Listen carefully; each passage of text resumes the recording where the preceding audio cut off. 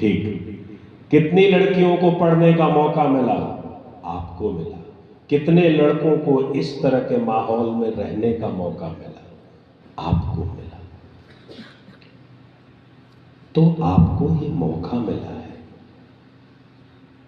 इस मौके को जाने नहीं दीजिए। तो आप लोग अपनी जिंदगी में कुछ करना चाहते हैं कि नहीं? इतने ही लोग, बस इतने ही? ये सर, अरे फिर से पूछ रहा हूं, आप लोग अपनी जिंदगी में कुछ करना सार्थक चाहते हैं कि नहीं? आवाज ऊंची करके आवाज नहीं सुनी जाती, आवाज ऊंची करके आवाज सुनाई भी नहीं जाती। जो प्रिय आवाज बनती है वही सबको सुनाई देती है। फिर से बोलिए, यस सर। इधर कौन है? बड़ी तेज आवाज है।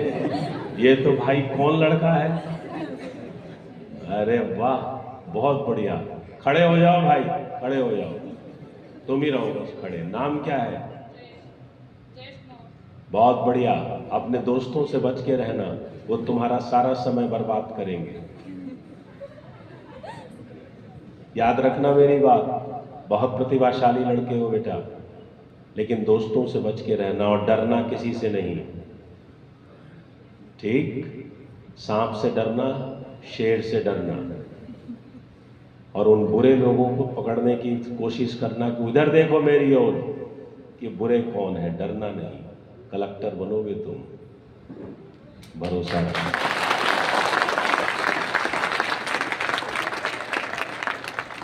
तो आप लोग कहेंगे हम लोग नहीं बनेंगे सर, हम उससे भी ऊंची आवाज में बोलेंगे। नहीं, ये लड़का बहुत अच्छा है, इसके चेहरे को देखा मैंने तो मुझे समझ में आया, बहुत अच्छा लगा। तो बातों की शुरुआत कहां से हो? तो बातों की शुरुआत इससे हो कि अगर जिंदगी में कुछ पाना चाहते हैं, कुछ करना चाहते हैं, तो सुना करिए। जो सुनता है वो राम बनता है।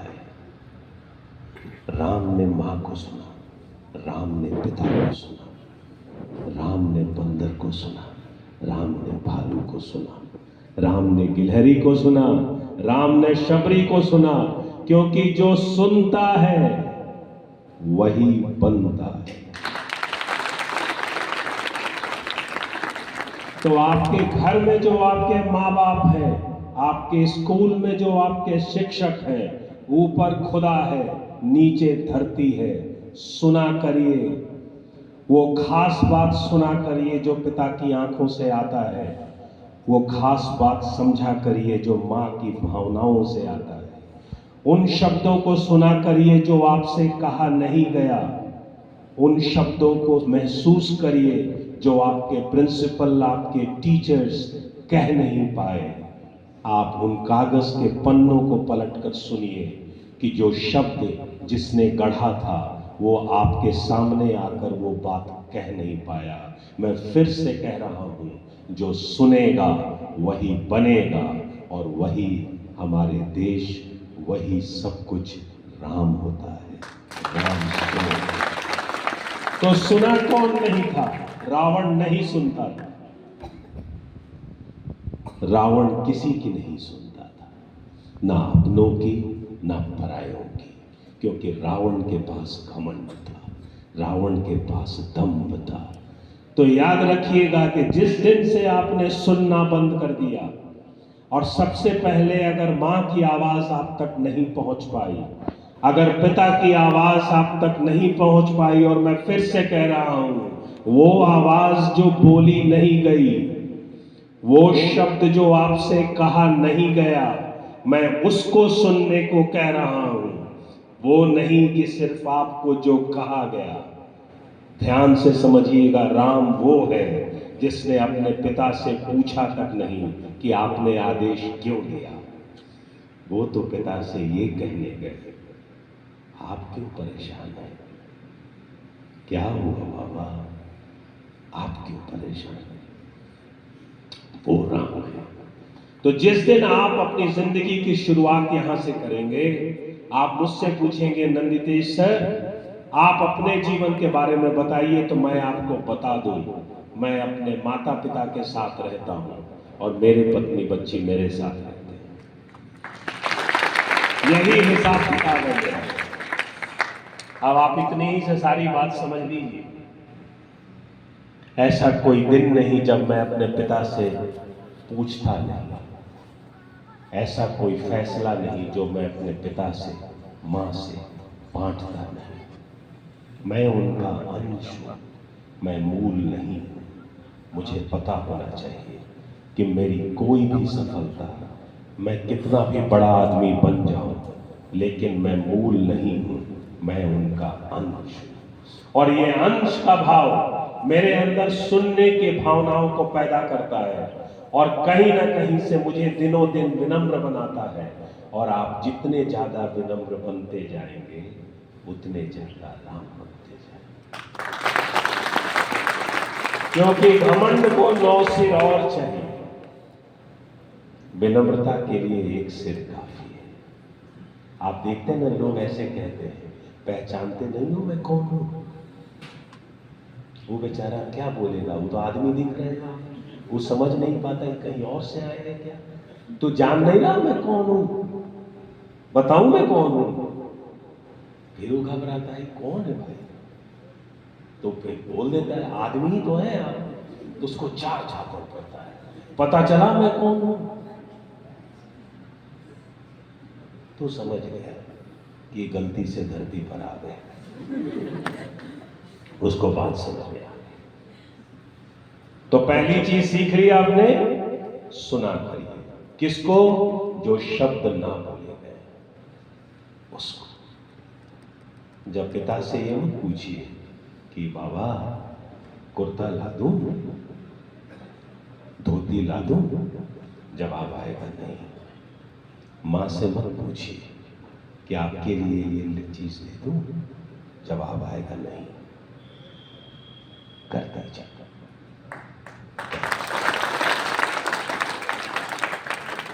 राजाओं की तरह अपने मां बाप को रखते हैं, चाहे गरीबी कितनी भी हो,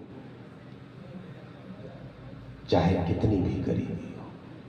आप उनके राजकुमार और राजकुमारी हैं, उनको राजाओं की तरह रखते हैं।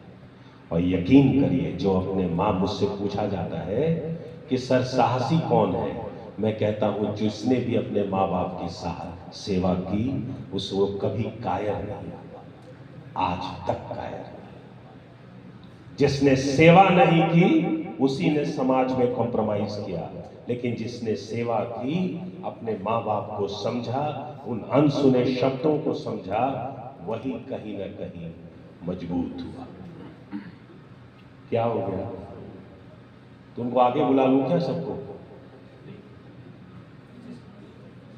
आप लोगों को सुनाई नहीं पड़ रहा है ना पीछे, तो भी आप एकदम स्थिर चैतन्य भाव में बैठे हैं। कम है ये?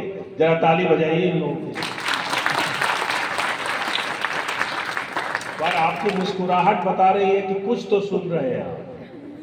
हाँ, नहीं, ये भी टेस्ट करना था। ठीक है, अब क्या किया जाए सर?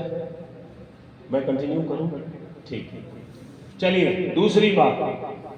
पहली बात समझ में आई कि नहीं आई? पहले ये बताइए, मुझे नीचे आने दीजिए। पहली बात आई समझ में? आपको आई समझ में? क्या आई? वेरी गुड, शर्माना नहीं है। क्या आई? क्या आई समझ में? हाँ, खड़े होकर बोलिए। हाँ, अरे अरे, हमने हमको लगा क्या मैंने पढ़ा दिया कि बात सुनना ही नहीं, लेकिन समझना है। क्या समझे आप सब?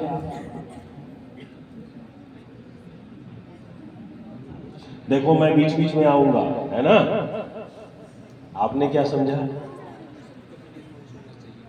जो शब्द ना कहे गए हो उसको सुनना चाहिए। अपनी तबीयत का ख्याल रखो, पानी ठीक से पिया करो, ठीक है? और तबीयत का ख्याल रखो। गुस्सा बहुत ज़्यादा है अंदर, सुन लो बात। अपने जीवन में तुम बहुत, जो भी कंपटीशन की तैयारी करो, कर रहे हो, तैयारी कर रहे हो आप, कर, ठीक है? अरे आप लोग भी बैठे, क्या बोला मैंने? क्या बोला मैंने? कुछ समझ में मेरी बात आई? मेरा नाम नंदितेश मिला है, हाथ मिलाओ। नंदितेश क्या नाम है? क्या बोला भाई साहब?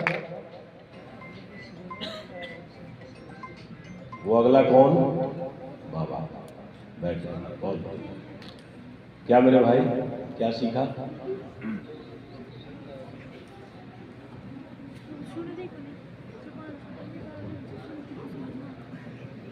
अरे ज्यादा सुन लिया मेरी बात तो। बैठ जाओ, इतना शर्माते नहीं हो। क्या सीखा आपने? बोलिए। बहुत बढ़िया,